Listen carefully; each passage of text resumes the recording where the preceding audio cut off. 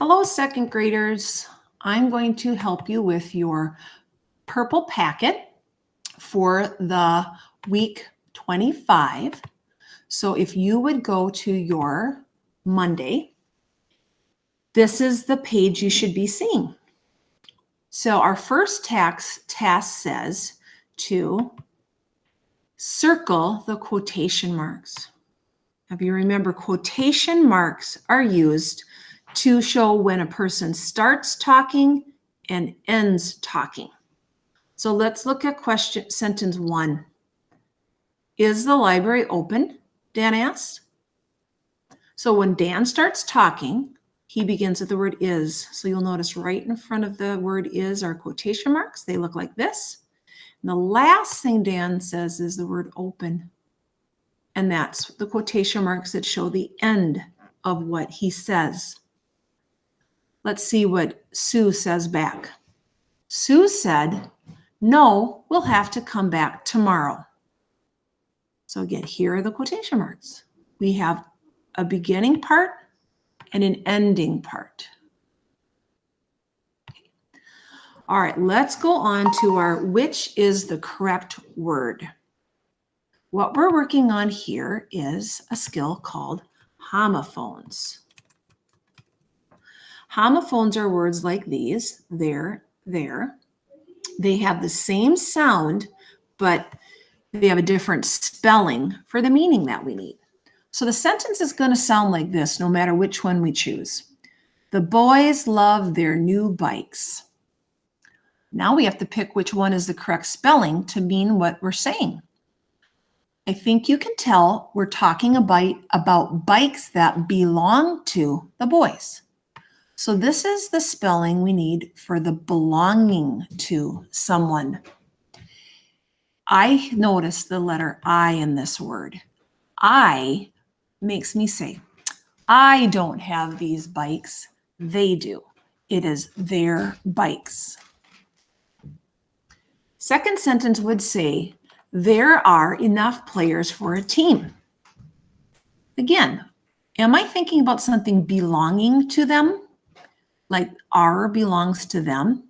It doesn't make sense. This is the word we would choose. It's the idea of existence.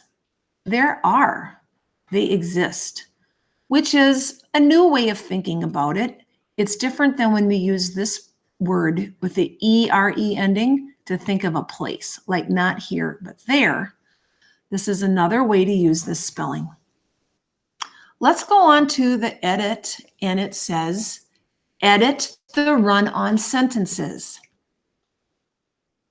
It says there are 2 sentences in a run-on. Sometimes there can be more. Where should you put the 2 periods? Well, we know a period would go at the very end of what we write. So I know there will be one at the end, and it might not be a period every time, but this time when my sentence is saying Jack has a blue book, Mary has a red one, I know I would put one at the very final spot. It's the best I can do for a period on this right now. But I have to think about where another one would go. I would want to keep my 2 separate thoughts separated in each sentence. Well, I see there's a sentence about Jack, and there seems to be another sentence about Mary. So this would be a good spot to put the period. So my first sentence should be, Jack has a blue book. And I know you would remember to capitalize the very beginning, plus Jack is a name, a proper noun. And my second sentence is, Mary has a red one. And that's capitalized because of it being a name, as well as the beginning of the second sentence in this pencil. Let's go on to the part down here by the cowboy. It says, circle the correct verb.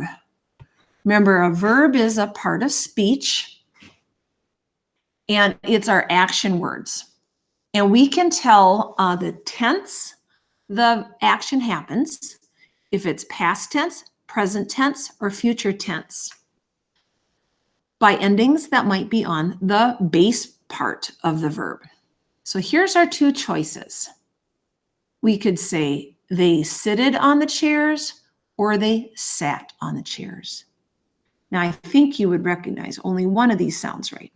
And this is to teach you that sometimes we don't add an ed ending like this to make a word past tense. Some verbs just don't work that way. This is not even a word. We would choose sat for past tense of sit. Let's try the next one. They ran around the track. They runned around the track. I can tell this is to be past tense, but runned isn't a word. This is one of those past tense irregular verbs, meaning we're not going to add ed. We have to just have a different form of the word run. This time it's ran. They ran around the track. Now let's go to this sentence where we have to choose the correct spelling. So it says, Jay will bring some blank so we won't be hungry. Looking at my choices, I think they're meaning to have us write snacks, because snacks are used when you're hungry. Looking at my choices, I don't think this is the right one, because with that E here, I know that's going to make this A say its name, and that's snakes, the long A sound. That's what silent E does. So I don't want to say snakes. I want to say snacks. Of these two choices that are left, boy, they're both good choices. I have an A sound because of one vowel and consonants after it. Little tricky thing when we want a K sound, lots of times we use CK, not just K, after a short vowel. This is the correct spelling of snacks. So that should be the end of our purple packet for Monday. I hope that helps.